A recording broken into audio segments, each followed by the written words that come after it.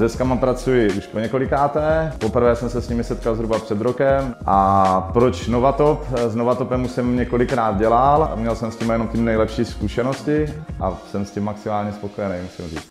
Materiál ku podivu byl dobře sehnán, na to, že to byla vlastně novinka, tak Klára Dvořáková mě navedla do BIOSu za panem Forajtem, který vlastně to naskladnili, dodnes to drží skladem. Za mě super, výhoda EasyBoardu je, že má rozměry tak akorát, že se s ním dobře manipuluje, je lehký a díky vlastně tomu, že je ze 3 vrstev, tak je velice stabilní. Jeho hlavní výhoda je, že má pero drážku a velice to vlastně přibývá.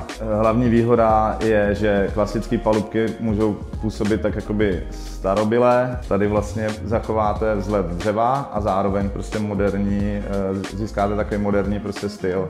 Takže se to hodí i do moderních domů. Díky tomu, že vlastně je to prolepený ze 3 vrstev, tak je velice stabilní a nepracuje to také klasicky prostě masivní palubky, kdy vám může docházet ke spárám. Určitě doporučuji všem, fakt se s tím výborně dělá. Je to takový hezký doplněk do domu a za mě doporučuji všemi 10.